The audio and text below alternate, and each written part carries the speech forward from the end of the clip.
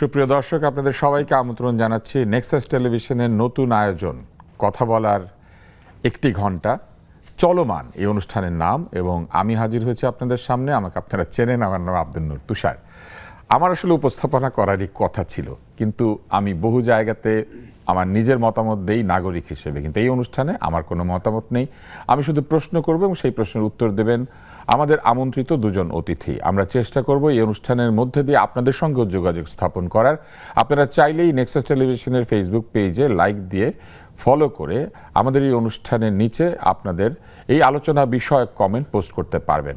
আপত্তিকর কমেন্ট আমরা পড়ব না, কিন্তু ভালো কমেন্ট যদি কেউ করেন তারটা তো পড়বই, পরে তার সঙ্গে যোগাযোগ করে তিনি যাতে সরাসরি টেলিফোনে আমাদের সঙ্গে সংযুক্ত হতে পারেন ভবিষ্যতে, সেই ব্যবস্থা করব।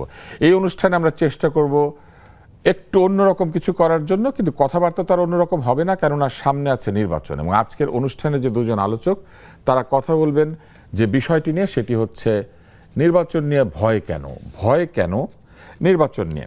এবং এই যে ভোট নিয়ে ভয় কেন, এটা কিন্তু আসলে অনেকেরই প্রশ্ন। এই প্রশ্নের কি আসলেই কোনো বাস্তবতা আছে? ভোট কেন ভয়ের হবে? ভোট তো আনন্দের হওয়ার কথা। এবং এই নিয়ে কথা বলবেন যে দুজন, আপনারা তাদেরকেও চেনেন। দুজন পক্ষকেশ তরুণ।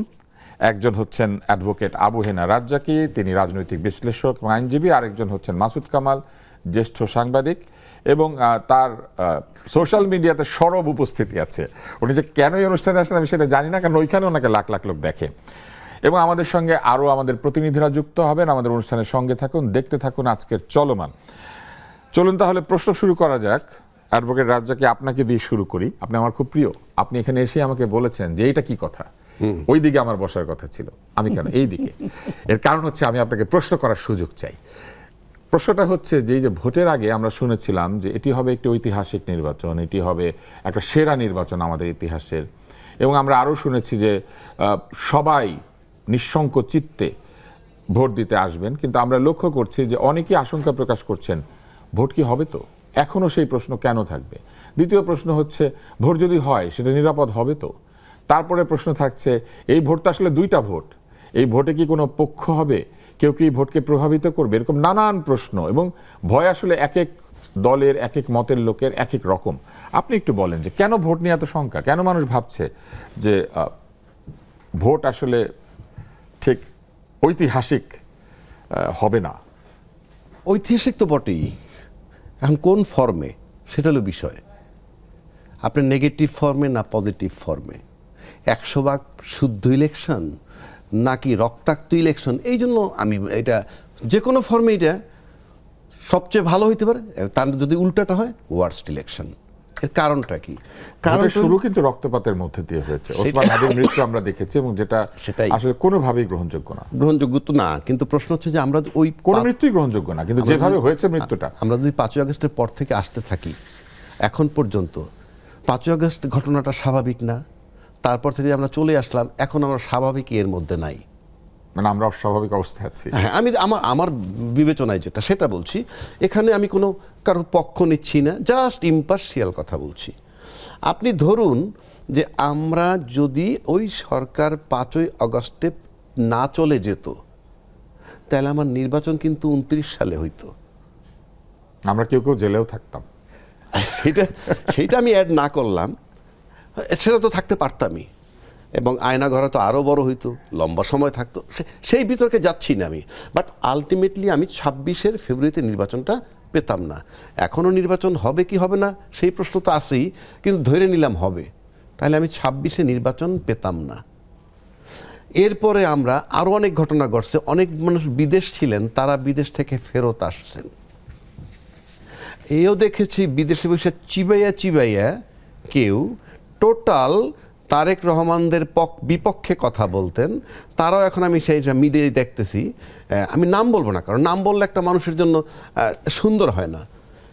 আজকে দেখলাম অনেকেই পক্ষ বদল করেছে। হ্যাঁ, ফেসবুকে দেখলাম এক পাশে তার 2026 দেখাচ্ছে আর 2018 পর্যন্ত দেখাচ্ছে, এবং টোটালটা তারেক জিয়ার বিরোধী সে ছিল। মানে আমি বলছি যে আপনি একটা স্বচ্ছতা থাকতে হবে। কি, আপনি আওয়ামী লীগ করেন, ওকে, আওয়ামী লীগ ফর এভার। আপনি বিএনপি করেন, বিএনপি ফর এভার। আবার যদি অন্য দল করেন বিএনপিকে ছেড়ে কিন্তু যাবেন। মানুষ কি ফরএভার থাকে? মানুষ অফিসিয়ালি চলে গিয়ে করবেন, যেমন কর্নেল অলি গেছে না, আমি বিএনপি করতাম এখন জামাত করি, করতেছে তো, গিয়ে জামাত করতেছে, আমি সেটা বলছি। এখন আপনি বলেন এই যে প্রক্রিয়াটার মধ্যে দিয়ে আমরা আসলাম, আমি আপনাকে খুব নিরপেক্ষভাবে বলতেছি যে আপনি বলেন, পক্ষ নিয়েও বলতে পারেন, না, অসুবিধা নাই। আমি আলোচকের স্বাধীনতা আছে, না, না। আমার আজকে স্বাধীনতা ঠিক নাই। আছে, আমি বলতেছি কোনটা। আমি যে এই যে ইলেকশন কমিশন একটা নির্বাচনের তফসিল ঘোষণা করলো, অতীত তফসিলগুলো তো আমাদের মনে আছে, সমস্ত সবসময় তফসিলে বলে বাংলাদেশ সংবিধানের এত নম্বর অনুচ্ছেদ মোতাবেক আমি প্রধান নির্বাচন কমিশনার তফসিল ঘোষণা করছি। এবারের নির্বাচনে এই কথাটা উনি বলেননি। তাহলে আমি কোন আইনে নির্বাচনে যাচ্ছি, এটা আমার একটা প্রশ্ন। আপনি যদি একটা আইন উল্লেখ না করেন, এই কোম্পানির থেকে যদি আপনাকে আমি চাকরিচ্যুত করি, তাহলে কিন্তু আমি বলবো মিস্টার তুষার এই কোম্পানির আর্টিকেলের এত নম্বর সাব ক্লজ মোতাবেক আপনাকে আমি অব্যাহতি দিলাম। আমি একটা কাগজে লিখে আপনি অব্যাহতি দিলাম, হবে না। আমি সেটা পাইনি এবং আমি চ্যালেঞ্জ ছুড়ে দিচ্ছি নির্বাচন কমিশনকে, উনি সেটা দেননি। আপনি যখন দেননি, আপনি আইন ডিসক্লোজ করেননি, আপনি তো এখান থেকেই সূত্র যদি আমি ধরি, তাহলে আপনি কিভাবে নির্বাচনটা দিলেন? সেকেন্ড থিং, আসেন নির্বাচন তো কেন ভালো হবে না সেটার লক্ষণগুলো বলি। মানে আপনি বলছেন নির্বাচন হবে কিন্তু ভালো হবে না, আমি লক্ষণ পাচ্ছি তার মানে ভয়টা হচ্ছে নির্বাচন ভালো হওয়া না হওয়া বাট নিয়ে। নির্বাচন ঐতিহাসিক যে কোনো ফর্মে। আপনি বলছেন খারাপ হলেও ঐতিহাসিক খারাপ হবে, ঐতিহাসিক ভালো হলেও আমি ঐতিহাসিক ভালো 100তে হবে। যদি 0 পাই সেটাও যেমন ঐতিহাসিক, 100তে 100 পাইলেও তো ঐতিহাসিক ওই অর্থে। এখন আসেন, আমরা নর্মালি শুনছিলাম যে বিশ্ববিদ্যালয়ের যে নির্বাচনগুলো হয় সেই নির্বাচনগুলোর কোনো ইম্প্যাক্ট জাতীয় নির্বাচনে পড়ে না, সাধারণত হয় না। সাধারণত হয় না, আমি মেনে নিলাম। হয় না যখন আপনি যে নির্বাচনের আগে চিঠি দিয়ে বললেন শাহজালাল বিশ্ববিদ্যালয় মানে কোনো নির্বাচন হবে না সংসদ নির্বাচনের আগে, এবং ওই চিঠিতে কি লিখছে আপনার মনে আছে? বলছে জাতীয় সংসদ নির্বাচন এবং গণভোটের প্রক্রিয়ার কার্যক্রমের উপর যাতে কোনো প্রভাব না পড়ে সেজন্য বন্ধ করা হলো। তার মানে কি? ইট ইমপ্লাইজ যে ওটার প্রভাব পড়তে পারে। 3 নম্বর হলো আপনি এটা বেআইনিভাবে দিচ্ছেন। আপনার এখানে কোনো ম্যান পাওয়ার ব্যবহার হবে না, পুলিশ, এসপি, ডিএসপি, টিএনও ব্যবহার হবে না। তো আপনার অসুবিধাটা কোথায় হলো?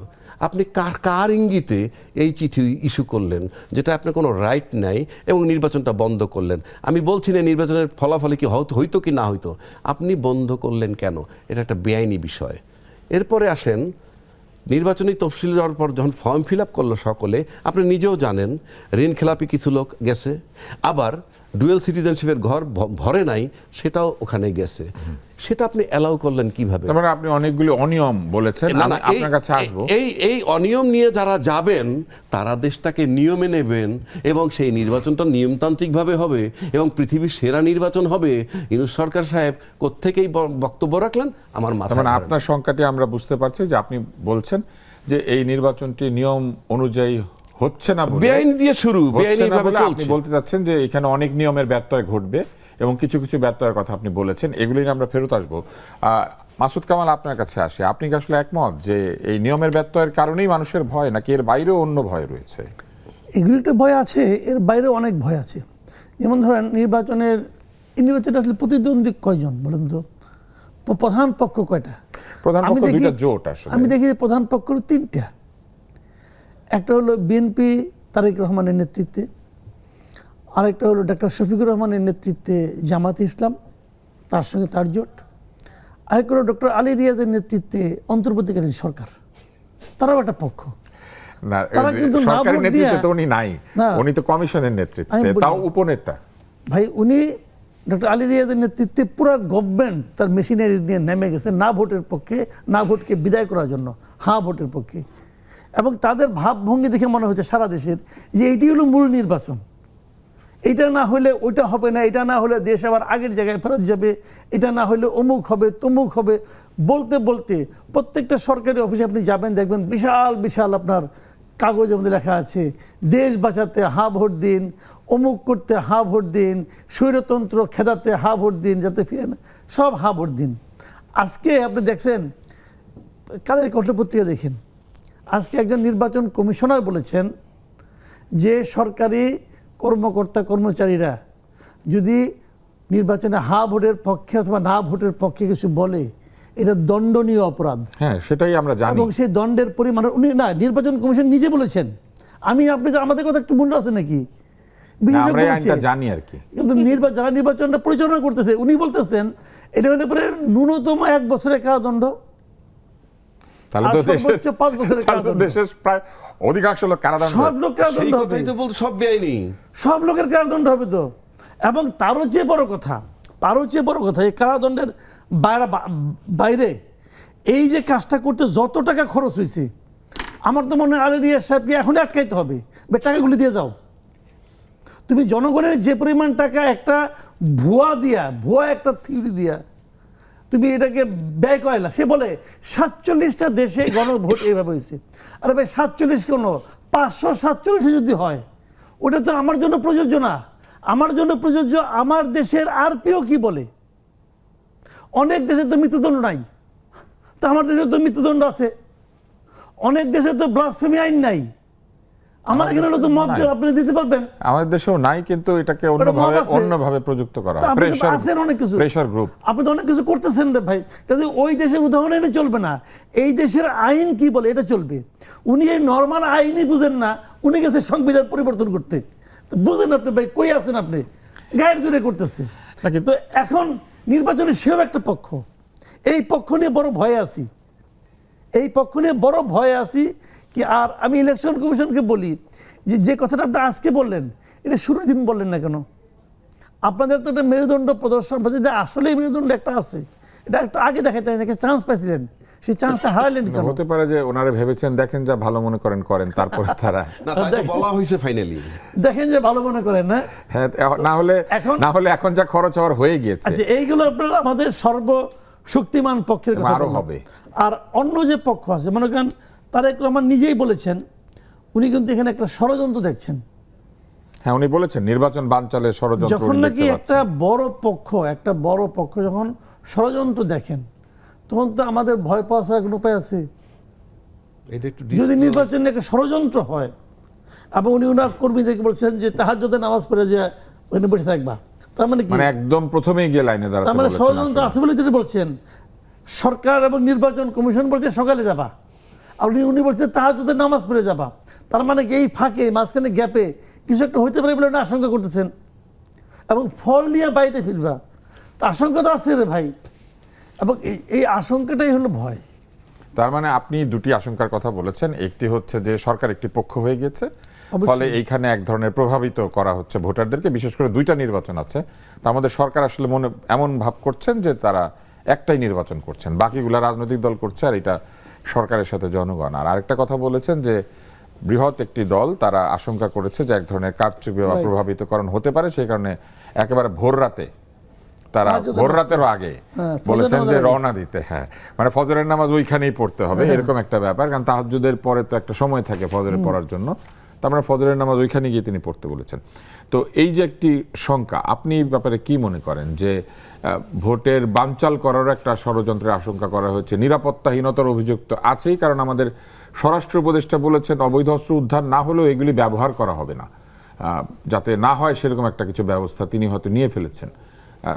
অ্যাডভোকেট রাজ্জাকি, আপনার কি মনে হয় যে এখানে নিরাপত্তার ভয় কি আছে? আপনার প্রথম যদি অবৈধ অস্ত্রটা নিয়ে আমি ধরি, প্রথম কথা হলো বাংলাদেশের ইতিহাসে আমি অন্তত শুনি নাই যে পুলিশের কাছ থেকে বৈধ অস্ত্র তো লুট হয়েছে। আমি বলতেছি মানে পুলিশের অস্ত্র গিয়ে অবৈধ হয়ে গেছে। আমি সেই জায়গাটাই আসতেছি।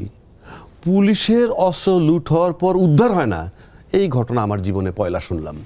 মানে এটা কোশ্চিনকালেও সম্ভব না যে অন্তত পুলিশের অস্ত্র নিয়ে যাবে সেইটা উদ্ধার হবে না। আবার স্বরাষ্ট্রমন্ত্রী বলতেছে সেই অস্ত্র ব্যবহার হবে না, অর্থাৎ এই যে অবৈধ অস্ত্রগুলো বানিয়ে নিয়ে গেছে, তাহলে কি তার কাস্টডিতে আছে? মানে আপনি নিশ্চিত কীভাবে যেটা ব্যবহার হবে না? তাহলে উদ্ধার যে হয় না, এটা নাটক হইতে পারে। আমি তর্কের খাতিরে বললাম। 2 নম্বর আসেন, আপনি অবৈধ অস্ত্র উদ্ধার করতে পারতেছেন না, আর আমার বৈধ অস্ত্র জমা নিচ্ছেন কোন বিধানে? কথার কথা বলছি। একটা বাড়িতে আজকে যে অবস্থা দেশের, একটা বাড়িতে যদি শোনে যে এখানে 2টা শর্টগান আছে বৈধ লাইসেন্সওয়ালা, 3টা রিভলভার আছে 3 জন ভদ্রলোকের, to some extent they R safe. কিন্তু যখন আপনি জানবেন যে বৈধ অস্ত্র সব জমা নিছে, তখন কিন্তু জানানো ওই সব যাচ্ছে নির্বাচনের দিকে না গিয়ে বাড়ির দিকে তারা তো জানতেছে যে এই বাড়িটা এখন নিরস্ত্র। এটা কোন বিধান? অবৈধ অস্ত্র উদ্ধার করতে পারবেন না, বৈধ অস্ত্র জমা নিবেন। আমি এটা সবসময় দেখছি, শুধু এই সরকার না, সবসময়। এটা কোনো নিয়মে যায় না, এক। দুই, অস্ত্রের লাইসেন্স দেওয়ার মানেই রাষ্ট্রীয়ভাবে নিরাপত্তা দিতে ব্যর্থ। তা না আপনি অস্ত্রের লাইসেন্স দিবেন কেন? নাম্বার থ্রি, আপনি অবৈধ অস্ত্র যখন উদ্ধার করতে পারেন না, তারপরে ঐতিহাসিক নির্বাচন করবেন, প্রতিটা মশকরা মনে হইতেছে আমার কাছে। এইবার আসেন ষড়যন্ত্র দেখা। আপনি যখন কতগুলা পজিশন আছে মানুষের, যা বলবেন বলে যেতে পারবেন, কিন্তু এটার কৈফিয়ত চাওয়া নাই। আমি যদি বলি কঠিন কৈফিয়ত, মানে ষড়যন্ত্র দেখতেছি, এটা হতে পারে, ওটা হতে পারে, তখন বলবে একে একটু গ্রেফতার করো, ওনার কাছে ইনফরমেশন আছে, তা নইলে এটা বললো কেমনে। কিন্তু বড় মাপের লোক যখন বলে, তখন কিন্তু এটি নিয়ে প্রশ্ন আসে না। আপনি যখন ষড়যন্ত্র দেখতে পাচ্ছেন, হোয়াই ডোন্ট টু ডিসক্লোজ ইট? কোন কর্নার থেকে কে কিভাবে করতে পারে, তাইলে তো একটা আমরা সতর্কতা অবলম্বন করতে পারে রাষ্ট্র। তো এই যে ভেগ টার্মের কথাটা আমার ব্যক্তিগতভাবে আমার কাছে পছন্দ হয় না। কিন্তু আমি যদি বলি তুষারের একটা ঘটনা ঘটে যেতে পারে, দুর্ঘটনা, তাহলে আমাকে কিন্তু ডাক। কিছু ষড়যন্ত্র তো ধরেন আমরা দেখতে পেয়েছি, যেমন এই যে পোস্টাল ব্যালটের বিষয়টা নিয়ে কিন্তু বিএনপি আপত্তি করেছে। ওই ষড়যন্ত্র আর যে ষড়যন্ত্রের কথা বলা হচ্ছে, দুটো কিন্তু একরকম মনে হয় না আমার কাছে। এখন আসেন ষড়যন্ত্র কোনটা, তিনটা পার্ট যদি আপনি দেন, তার আগে একটু হা ভোটে যাই। আমি ব্যক্তিগতভাবে মনে করি হা ভোট পাস করাটা ম্যান্ডেটরি। এখন কেউ বলতে পারেন যে হা ভোট ম্যান্ডেটরি কেন, না দেওয়ার তো অধিকার আছে। কিন্তু প্রশ্ন হচ্ছে সাউথ প্লাজায়, এই যে কি জানি বলে, সংসদ ভবনের সাউথ প্লাজায় যখন এই প্রোগ্রামটা হয়, সনদ স্বাক্ষরে কিছু মতনৈক্য ছিল, তারপরে স্বাক্ষর করছে। স্বাক্ষর করার ফাইনালি এটা গণভোটে গেছে। দুইটা বিতর্ক ছিল, নির্বাচনের আগে গণভোট নাকি নির্বাচনের দিনে। ফাইনালি যারা দিনে দাবি করছিল সেটা টিকছে, ভালো কথা হোক। কিন্তু আমি যখন স্বাক্ষর করি জুলাই সনদের পক্ষে, আমি কিন্তু ব্যক্তি না, আমি যে দলটায়, সেই দলটায় যদি 2 কোটি ভোটার থাকে, তাদের পক্ষে ছিলাম। Once it is signed by me, vote না হইলেও 2 কোটি লোকের ভোট ধরতে হবে, কারণ আমি তাদের প্রতিনিধি। তাহলে আর গণভোটের দরকার কি? সেটাই তো বলছি। গণভোটে গেছেন আপনারা, 8 মাস ধরে ঐক্যমত্যে আসতে পারেন নাই। এই যে আসতে পারেন নাই ঐক্যমত্যে, এই দোষ কাকে দিব আমি? তাহলে ওই 2 কোটি লোকই ঐক্যমত্যে আসতে পারে নাই। 2 কোটি লোকের, আপনি ফাইনালি তো 2 কোটি লোকের পক্ষে স্বাক্ষর করছেন, ওই 2 কোটি লোক তো তাকে মেনে নিছে। এখন আমি বলছি কোনটা, গণভোট হা হতেই হবে, যেহেতু আপনারা রিপ্রেজেন্ট করে আসছেন, আপনারা তো নিজ দলের ভোটারগুলোকে রিপ্রেজেন্ট করে। সব দল তো আবার ঐকমত্য কমিশনের মিটিং এ ছিল। যারা ছিল তারাই যথেষ্ট। আপনি যখনই ক্ষমতায় চলে যাবেন, যে দলই যান, সেই পরিমাণ ভোট যদি হাতে না পড়ে, তাহলে তো আমি ধরে নিতে পারি। আমি সেই অর্থে বলছি হা ভোট বিজয়ী হইতে হবে, যেহেতু তাদের পক্ষে রিপ্রেজেন্ট করছেন। 2 নম্বর আসেন, ভোট নিয়ে একটা কথা বলতেছি আপনাকে। আমরা আপনার কাছে ফিরবো, আপনার 2 নম্বর জায়গাটিতে আপনি এটা মনে রাখেন, কারণ এই অনুষ্ঠানের মধ্যে খুবই বেরসিক একটি জায়গা রয়েছে। সেই বেরসিক জায়গা হচ্ছে বিজ্ঞাপন। বেরসিক হলো, বিজ্ঞাপন কিন্তু খুবই আনন্দের, কারণ সেইখানে সব তারকারা আসেন। আমাদের মতো এই নিরস টক শোতে কথা বলেন না, তারা গান, নাচ, কবিতার সঙ্গে এসে পণ্যের কথা বলেন। চলেন বিরতি দেখে আসি, চলমান অনুষ্ঠান ফিরে আসবে চলমান বিজ্ঞাপনের পর।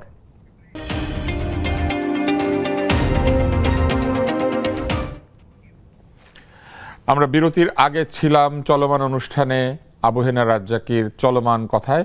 চলুন ফিরে যাই। আপনি দ্বিতীয় একটি পয়েন্ট বলতে চাইছিলেন। না, দ্বিতীয় একটা পয়েন্ট বলছিলাম কি, আমার এখানে এবার যে নির্বাচনটা হতে যাচ্ছে, বাট আমার ব্যক্তিগত ধারণায় বাংলাদেশে কখনো ভোট 100% নিরপেক্ষ হয়েছে কিনা আমার ব্যক্তিগতভাবে দ্বিমত আছে। আমরা কখনোই দামি দামি নেত্রী বা নেতার কাছ থেকে শুনছি, কখনো সূক্ষ্ম কারচুপি, কখনো ইঞ্জিনিয়ারিং, এই শব্দগুলো কিন্তু আমি তাদের কাছ থেকে পেয়েছি এবং এরকম ঘটনাও পাইছি। এখন আমি ইলেকশনটাকে 3টা ভাগে ভাগ করতে চাই। প্রথম যদি আমি ভোটারের দিক থেকে আসি, অনেকেই প্রশ্ন করেন ভোটাররা কোথায় যাবে, কি আশায় বিষয়ে। ভোটের মাঠটা কিন্তু এবার আমার কাছে মনে হয় না প্রতিবার, আগে ছিল আওয়ামী লীগের বিএনপি একমাত্র প্রতিদ্বন্দ্বী, এখন এখানে একটা ভিন্ন প্রেক্ষাপট, আওয়ামী লীগ নাই। আওয়ামী লীগ যখন ছিল 15 বছর, তখন কিন্তু এই 2টা দল মাঠে ছিল না। আপনি তাদেরকে তাড়াইয়া বেড়াইয়া রাখেন কিংবা নিবন্ধন বাতিল করে রাখেন, মাঠে রাখা হয় নাই। ফলে বিরোধী দল বলতে যারা ছিল, এরা ছিল না।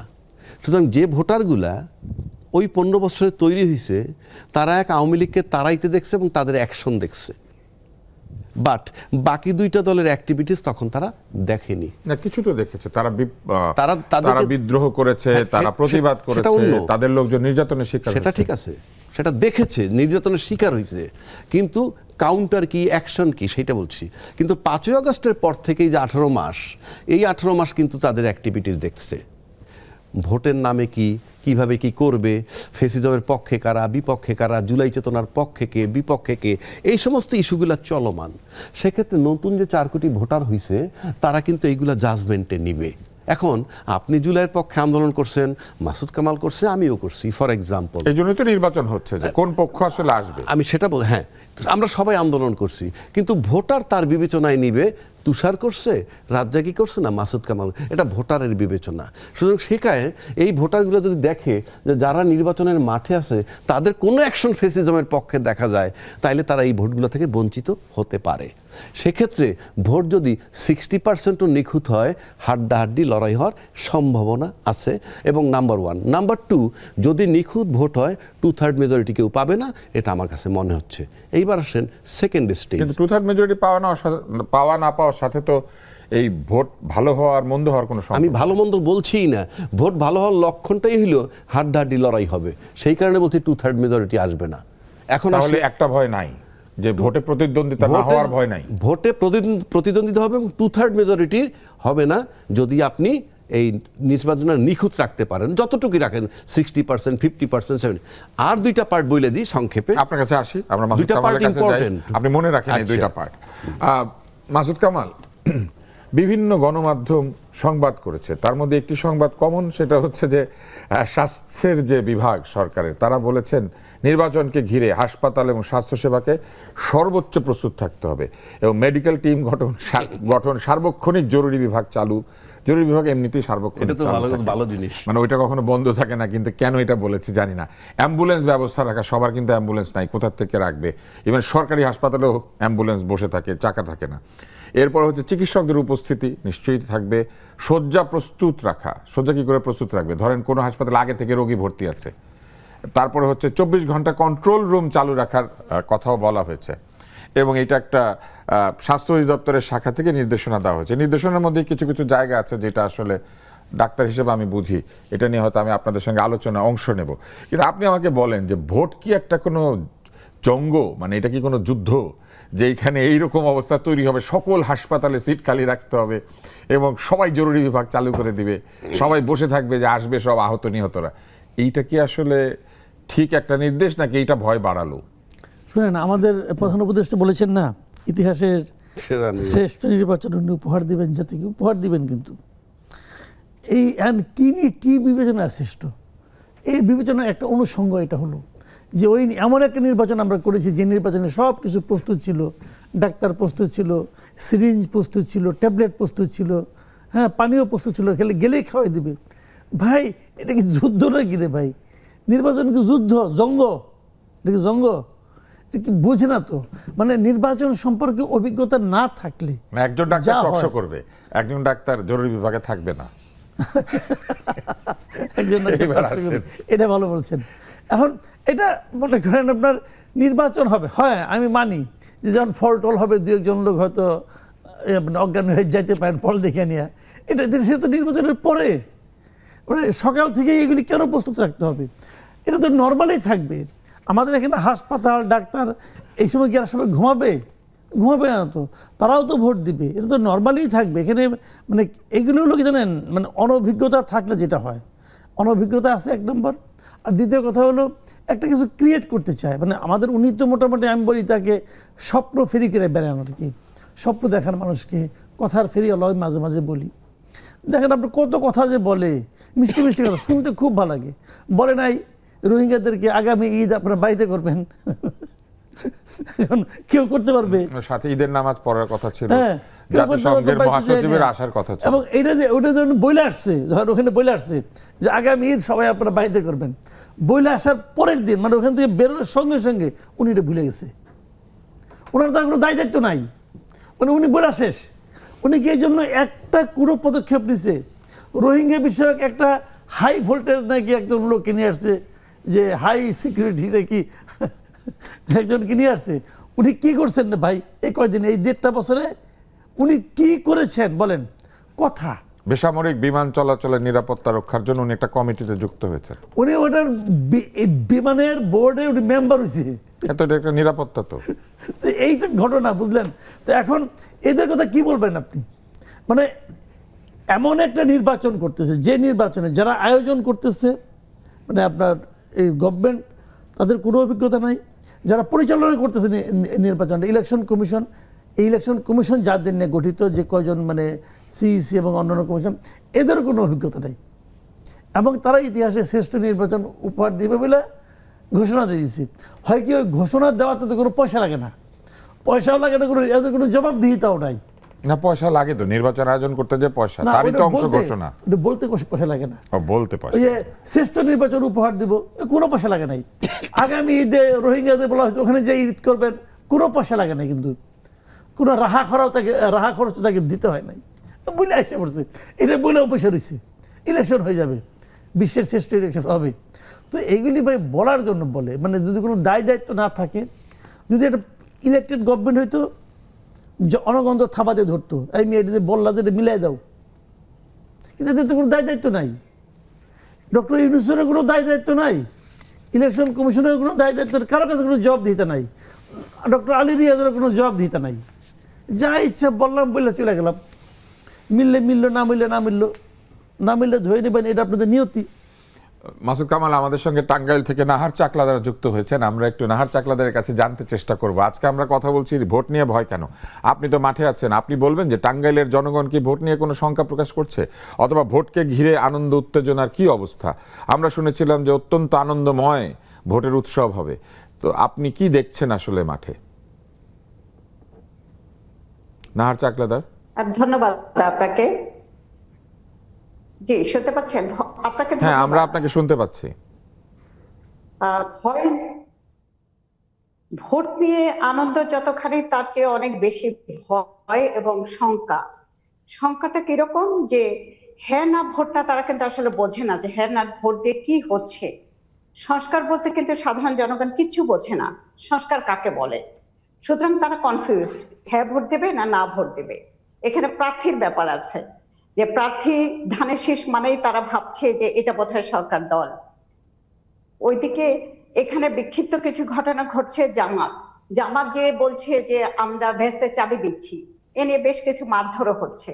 মাঝখান থেকে যারা বিদ্রোহী প্রার্থী যাতে কাকখায়িত করা হচ্ছে, তারা হয়তো একটা সময় বিএনপিতেই যোগ দিয়েছিল, সেখানে তারা প্রত্যাশা ছিল যে তারা লোকাল রাজনীতিবিদ, হয়তো তারা মনোনয়ন পাবে, কিন্তু মনোনয়ন পায়নি। সেক্ষেত্রে তারা কিন্তু ভোট থেকে পিছপা হচ্ছে না। এই যে ত্রিমুখী একটা লড়াই, এই ত্রিমুখী লড়াইটাও জনমনের একটা সংখ্যা তৈরি করেছে। আরেকটা সংখ্যা তৈরি করেছে যে তাদের ভোটটাকে আগেই হয়ে যাবে, নাকি তারা আদৌ ভোট দিতে পারবে। এই সবকিছু মিলিয়ে আসলে একটা গুবলেট। নাহার চাকলাদার, আপনাকে ধন্যবাদ। নাহার চাকলাদার ছিলেন আমাদের টাঙ্গাইলের প্রতিনিধি নেক্সাসের। আমরা এইখানে এসে আরেকটি বিরতি নেব এবং বিরতির পর ফিরে আসব আমাদের আলোচক আবু হেনা রাজ্জাকির কাছে। চলমান রয়েছে, বিরতির পর ফিরে আসছি।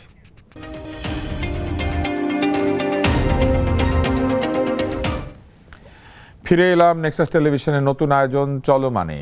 বিজ্ঞাপনের পর ফিরে এসে আমরা যাচ্ছি অ্যাডভোকেট আবু হেনা রাজ্জাকি আপনার কাছে। আপনি বলেছিলেন আপনার দুটো পয়েন্ট আছে, সেটা আমরা শুনবো, এবং আপনি আরও বলেছেন যে এই স্বাস্থ্য বিষয়ক যে নির্দেশনা, সেটা নিয়ে আপনার বলার আছে। না, ধন্যবাদ। আগে স্বাস্থ্য বিষয়কটাই বলি। স্বাস্থ্য বিষয়ক বিষয়টাকে হালকা নিচ্ছি না, এর কতগুলো সমীকরণ আমি আপনাকে দেই। এবারের নির্বাচনে মাঠে মনে হইতেছে জামাত এবং বিএনপির যুদ্ধ।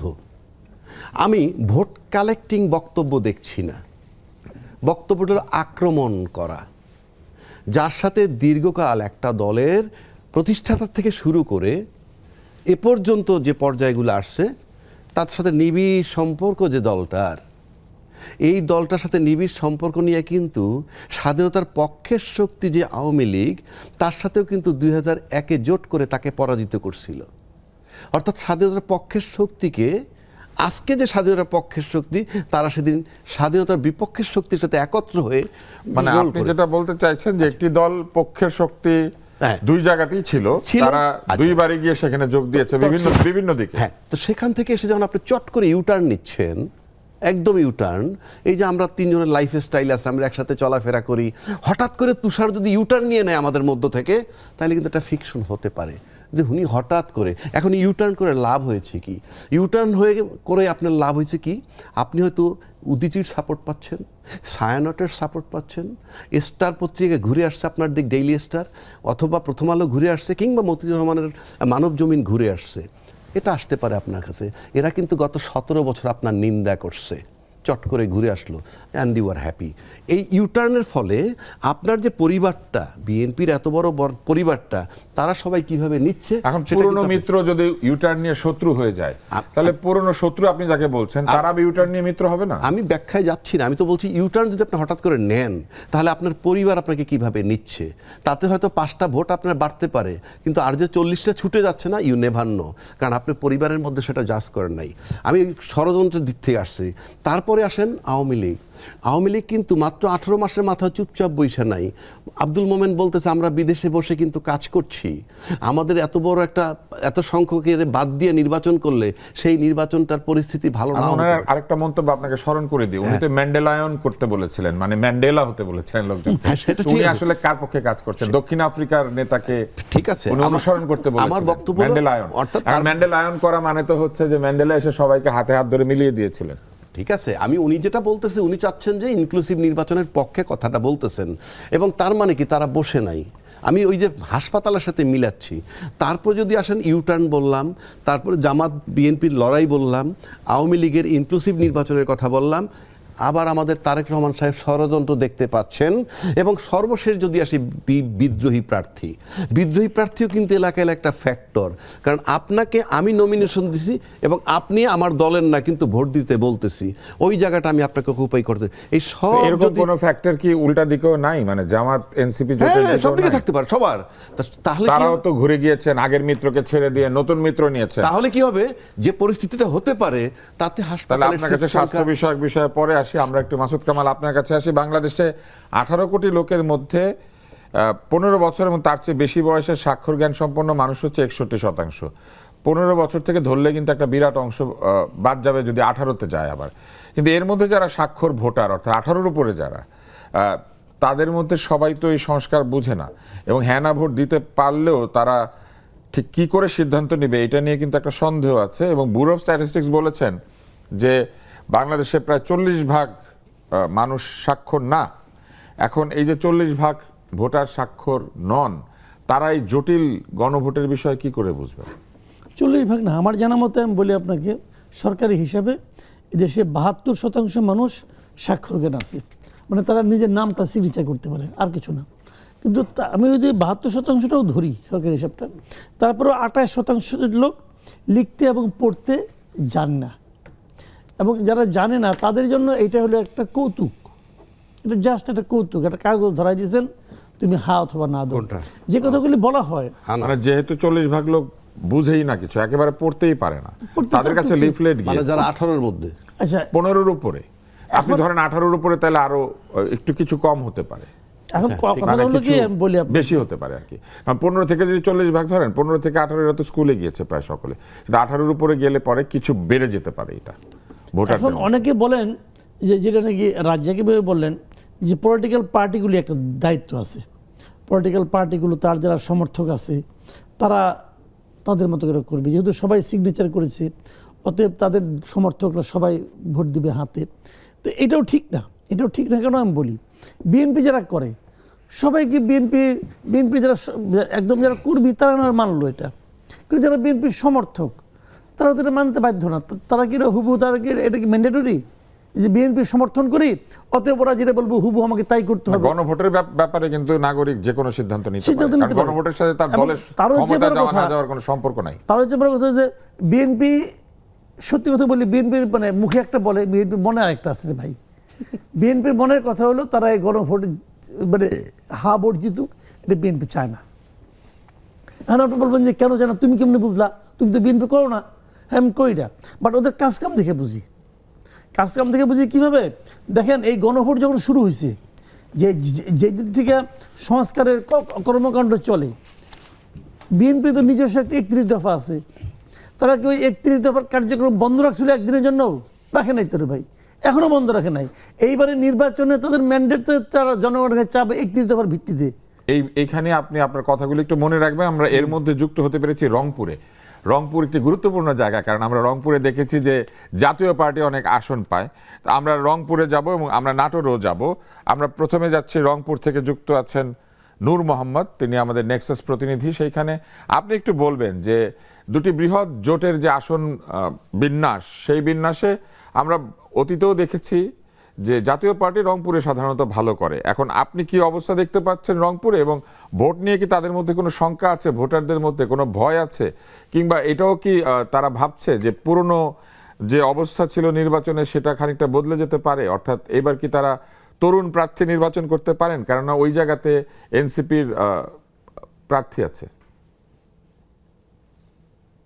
জি, ধন্যবাদ আপনাকে। রংপুরে যে 6টি আসন রয়েছে, সেই 6টি আসনের মধ্যে শুধুমাত্র 4 যে আসনটি রয়েছে সেই 4 আসনেই এনসিপির সদস্য সচিব আক্তার হোসেন তিনি নির্বাচন করছেন 11 দলীয় জোটের পক্ষ থেকে। এবং রংপুর যে 3 আসন, সেটি গুরুত্বপূর্ণ আসন। দীর্ঘদিন থেকে জাতীয় পার্টির চেয়ারম্যান ছিল, তার পরবর্তীতেও জাতীয় পার্টির বর্তমান চেয়ারম্যান GM কাদের তিনি সেখানে প্রার্থী হয়েছেন গতবারের মতো এবারও। তিনি তো বরাবরই আইন শৃঙ্খলা পরিস্থিতি, নির্বাচনের লেভেল প্লেইং ফিল্ড এবং নির্বাচন আদৌ হবে কিনা এমনটি বরাবরের মতো বলছেন। এবং কিছুদিন আগেও রংপুরে তিনি এসেছিলেন, নির্বাচনী প্রচারণা চালিয়েছেন। এবং তখনও তিনি বলেছেন যে আইন শৃঙ্খলা পরিস্থিতি এবং তাদের পক্ষে লেভেল প্লেইংটি নেই। এবং বাকি যে আসনগুলো রয়েছে সেই আসনের মতো গতকালকে রংপুর 1 আসনে যে লাঙ্গলের যে প্রার্থী ছিলেন তার প্রার্থিতা বাতিল হয়েছে হাইকোর্ট থেকে। রংপুরের 6টি আসনের মধ্যে 5টি আসনে এখন লাঙ্গলের প্রার্থী রয়েছে। আমরা কথা বললাম রংপুর থেকে আমাদের প্রতিনিধি নূর মোহাম্মদের সাথে। আমরা নাটোরে যেতে চাই। নাটোরে আছেন শরীফুল, তিনি নেক্সাসের প্রতিনিধি, এবং আমরা তার সঙ্গে যুক্ত হওয়ার সাথে সাথেই আমরা নাটোরে যাব।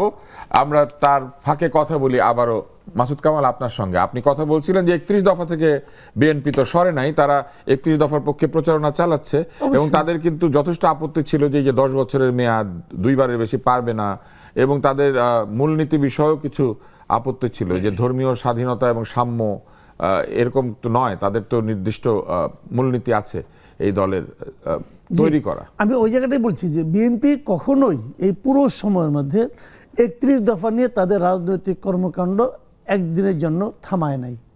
এখন যদি বিএনপিটা না থামায়, কী কারণে থামায় নাই? কারণ তারা তো ওইটা নিয়েই কাজ করতেছে, এবং তাদের সংস্কার প্রস্তাব হলো এর চেয়েও আরও 3 বছর আগে তারা দিয়ে রাখছে।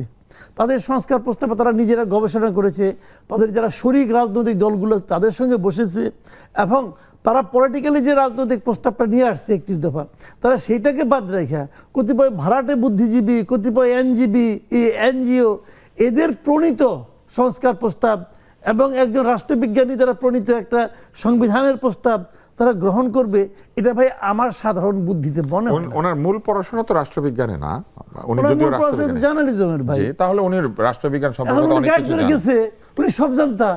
আপনি আমারে বলেন না ভাই সংবিধান নিয়ে আমি আধা ঘন্টা আলাপ করবো, তাই বলে আমি সংবিধানের বিশেষজ্ঞ হয়ে গেলাম? সংবিধান বিশেষজ্ঞ চলতে হবে, সংবিধানটা এটা ওনারা হবে, আমি তো হবো না। এটা তো অন্য জিনিস রে ভাই, ওই আলাপ কমন সেন্স দিয়ে আলাপ করা যায়। কিন্তু বিএনপি তো এই ঐকমত্য কমিশনের সব সভায় অংশ নিয়েছে, এবং তারা তো অংশ নিয়েছে, তারা তো নোট অফ ডিসেন্ট সহ এই গত 1.5 বছরে সনদে স্বাক্ষর করেছে, তাদের তো একটা প্রতিশ্রুতি আছে। গত 1.5 বছরে বিএনপি ছিল একটা মানে উভয় সংকটের মধ্যে। তারা সব সময় চেষ্টা করেছে যে সরকারকে খুশি রাখতে। কারণটা এটা, তাদের একটা ভয় ছিল আমরা যদি সরকারকে আনহ্যাপি করি, সরকার যদি বলে নির্বাচন দিব না, তাহলে কি হবে? তাদের মূল লক্ষ্য হলো ভাই কোনো মতে তাইরে নাইরে করে খালি ফেব্রুয়ারিতে ইলেকশনটা দিয়ে দাও, ইলেকশনের পরে দেখবো কি হয়। এই জন্য তারা কিছু প্রতিবাদ করে নাই, জেনে কেছে সাইন দাও, সাইন দিয়ে আসছে কি হয়েছে? এরকম সাইন জীবনে কত জায়গায় কত লোক দিছে। আপনি কি মনে করেন যে সাইন দেওয়ার পরও বিএনপি সংসদে গেলে তারা অন্যরকম আচরণ করতে পারে? আমি একটা কথা বলি আপনাকে, সাইন তো দিয়েছে, ওই দিয়ে আসছে না, সাইন দিয়ে আসছে না যে 5% নারী সদস্য তারা এইবার এই ত্রয়োদশ সংসদেই মনোনয়ন দিবে। কিছু তো দিয়েছে, পাঁচ দিছে, পাঁচ দিছে। পাঁচ দেয় নাই, কিন্তু আচ্ছা, জামাত কি ইসলাম দিছে? একজনও দেয় নাই। জামাত কি দিছে? একজনও না। যে নাকি সবচেয়ে বেশি শূন্য। উচ্চকিত, শূন্য, শূন্য। শূন্য। তাহলে টাটকা টাটকা সাইন দিয়েছে, এখনো কালিও শুকায় নাই, এখনই মানে না, আর পরে মানবো। আপনার কি মাথা খারাপ হয়েছে রে ভাই? এখনই মানে না। আমরা আবু হেনা রাজ্জাকে আপনার কাছে আসবো, আবার একটা ছোট্ট বিরতি নেবো। আমাদের বিরতিগুলি আসলেই ছোট্ট, কয়েক মিনিট পরেই ফেরত আসছি চলমান দেখবেন বিজ্ঞাপনের পর।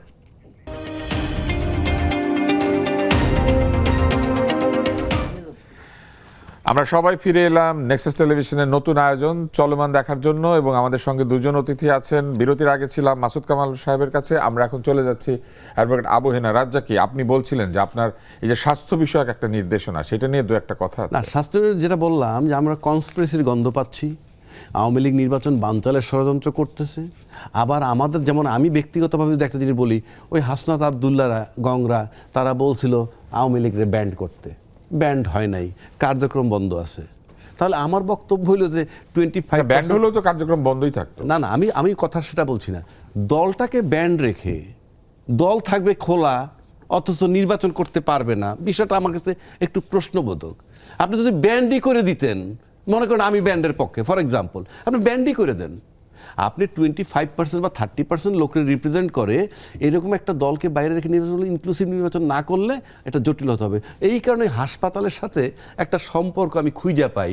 ষড়যন্ত্র দেখতেছেন, নির্বাচন বানচাল দেখতেছেন, মাঠে জামাত, এই ব্যাপারে কিন্তু মাসুদ কামালের আপত্তি জামাত আছে। আমি আপনাকে লড়াই একটা প্রশ্ন দেখতেছেন, করি। এবং আপনি বিদ্রোহী প্রার্থীও আছে, সবকিছু মিলে আপনি অস্বাভাবিক কিছু না। আমি আপনাকে একটা প্রশ্ন বলেন। করি। আচ্ছা, পররাষ্ট্র দপ্তর সরকারের তারা বলেছেন যে নির্বাচনে সহিংসতা হলে এটা আওয়ামী লীগেরই দায়িত্ব হবে, নির্বাচনে শুধু আওয়ামী লীগই গন্ডগোল করবে, অন্য কোনো প্রার্থী বা অন্য কোনো দল করবে না। এটার উত্তর সবচেয়ে ভালো পররাষ্ট্র মন্ত্রণালয় দিতে পারবে। আর আমি কিন্তু টোটাল সিনারিওটা বলছি না, কিন্তু অপরাধ করার আগেই কিভাবে বলে দেয় যে গন্ডগোল হইলে আওয়ামী লীগ দায়ী? যেভাবে প্রথম আলো বলছিল, এই বেগম, এই 2004 সালের যে গ্রেনেড হামলা, আমি বলছি না গ্রেনেড হামলা নিয়ে আমার বিতর্ক নাই, ওটা ঘটছে, কিন্তু প্রথম আলো লিখে দিছিল এটা বেগম খালেদা এবং তারেক রহমান করছে। তো পুলিশ রিপোর্ট হওয়ার আগে তখন দিতে পারছিল কেমনে, আজকে সেই পত্রিকা কোথায় রিভার্স, এগুলা কেমনে মৌকুব পায় জানেন? মাসুদ কামাল অনেকগুলা কথা বলছে যে আমরা মুখে যাই বলুক, ভিতরে তাদের অ্যাকশন নেই। এটা আমি একমত। রাজনীতিবিদ তো কোনো স্থায়ী শত্রু না, তৈরি করে না। একটা ভেগ টার্ম আছে, রাজনীতিতে শেষ কথা বলতে কিছু নাই, খুব কমফোর্টেবলি বইলে ফেলে, এবং এটা সবাই গিলে ফেলে, কোনো দোষ নাই রাজনীতিবিদের। মানে আমি সকালে এক কথা, বিকেল এক কথা বলতে পারবো। কিন্তু এইটাই তো ম্যাকিয়াভেলিয়ান পলিটিক্স, যেখানে রাজা যা মনে করে আমি সেটাই তো করে। দ্বিমত করছি না, এই একটা লাইন, কিন্তু এই একটা ঘটনা নিয়ে আপনি আপনার ছেলেকে বা মেয়েকে একটা বিষয় নিয়ে 3 দিনে 3 পদের কথা বইলে দেখেন কি রিপ্লাইটা আসে।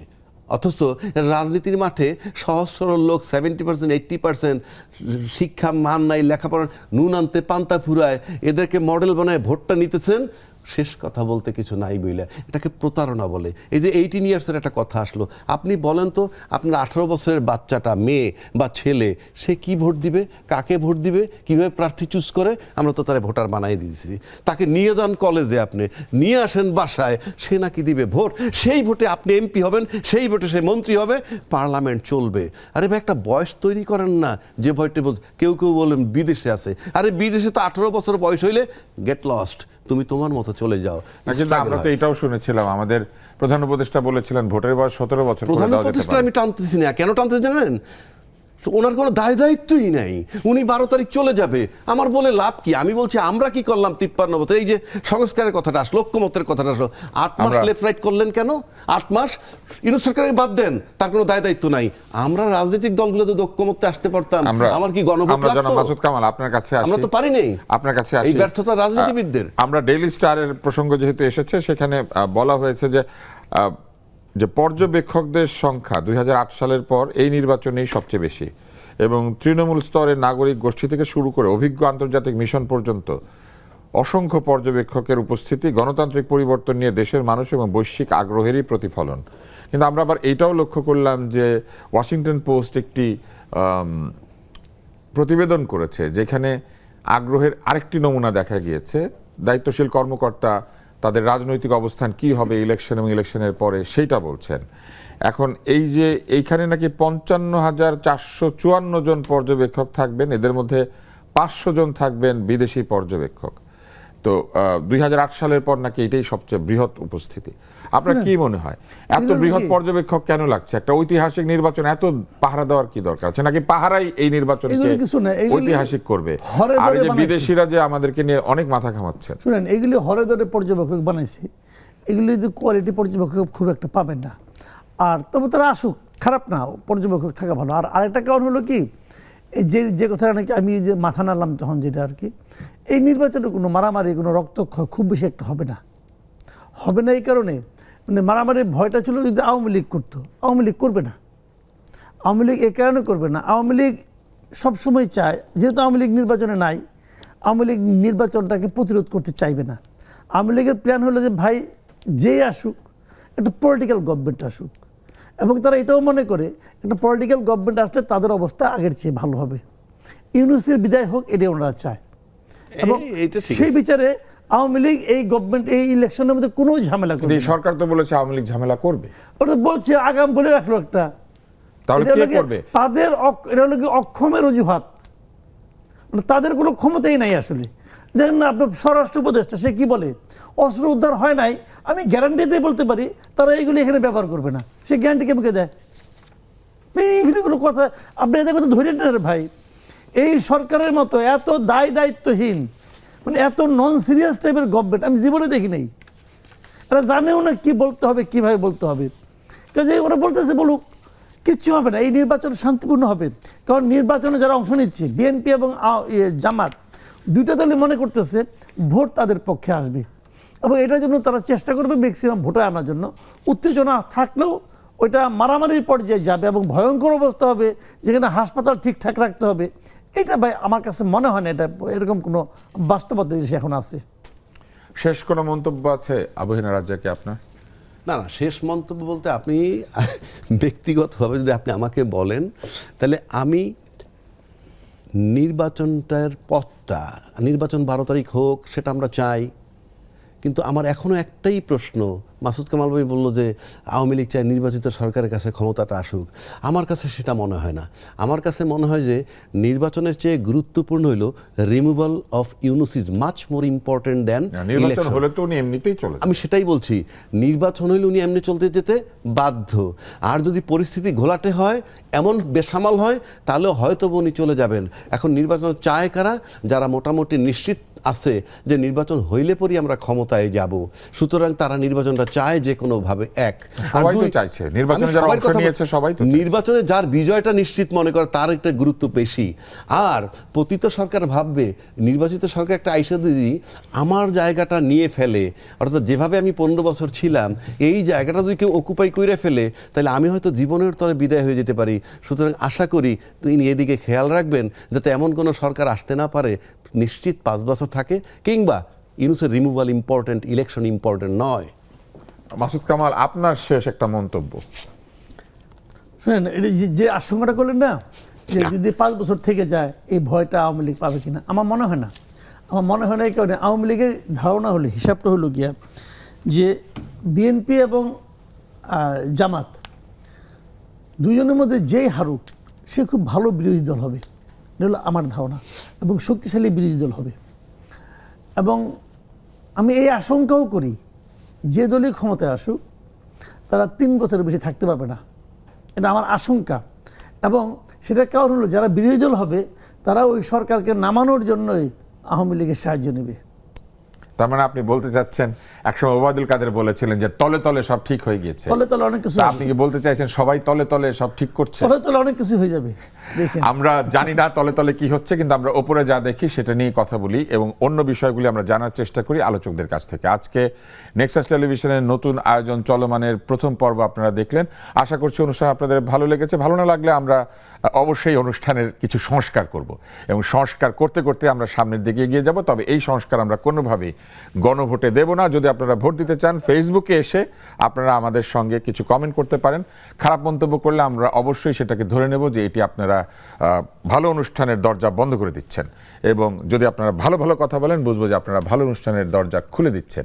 এবং এই অনুষ্ঠানের আলোচকরা সেটাই বলেছেন। প্রথমত বলেছেন যে সরকারের আসলে কোনো পক্ষ নেওয়া উচিত না। তারপর তারা বলেছেন স্বাস্থ্য বিষয়ক যে উদ্বেগ, এটা আসলে আগে থেকেই করা হচ্ছে এই কারণে যে এক ধরনের ভয়ভীতি এর ভিতর থেকেই তৈরি হয়ে যাচ্ছে। কেননা নির্বাচনের নির্বাচনের দিন সংঘাত হবে এবং এইভাবে প্রস্তুত থাকতে হবে, এটি নিয়ে তারা সংশয় প্রকাশ করেছেন। আমাদের প্রতিনিধিরা কথা বলেছেন এবং তারা বলেছেন যে এখনো তারা সেই উত্তাপ পাচ্ছেন না এবং কোথাও কোথাও হাইকোর্টের রায়ে এখনো প্রার্থিতা বাতিলের বিষয়টি হয়েছে এবং হচ্ছে। এবং আরও একটি বিষয় তারা প্রত্যেকেই বলেছেন যে এই রাজনীতিতে এক ধরনের ষড়যন্ত্র আছে, তবে সকল ষড়যন্ত্র ভেদ করে নির্বাচন হবে, কিন্তু এই নির্বাচনের পর কি হবে এই বিষয় নিয়ে তাদের মধ্যে মতভেদ আছে এবং এক ধরনের শঙ্কাও রয়েছে। আর আওয়ামী লীগ যারা এই নির্বাচনে অংশ নিতে পারছেন না, ফ্যাসিবাদ যাকে ঠেকানোর জন্য এই গণভোট, এই সব কিছুর পরেও আলোচকরা বলেছেন যে একটা সম্ভাবনা থেকেই যায় যদি পরবর্তী সরকার যারা নির্বাচিত হবেন তারা ব্যর্থ হন, এবং তারা একটি শঙ্কা প্রকাশ করেছেন যে ওপরে ওপরে কিছু থাকলেও তলে তলে অনেক কিছু হতে পারে। আমরা চাই না তলে তলে কিছু হোক, আমরা চাই আমাদের ভোটটি সফল হোক। এবং আপনারা আগামীকাল আমাদের অনুষ্ঠান দেখেন একই সময় রাত 9:30। চলমান থাকবে শুক্র এবং শনিবার বাদে বাকি প্রতিদিন, এবং আমরা আশা করছি আগামী সপ্তাহেও এই অনুষ্ঠান আপনারা দেখবেন। আজকের মতো শুভেচ্ছা।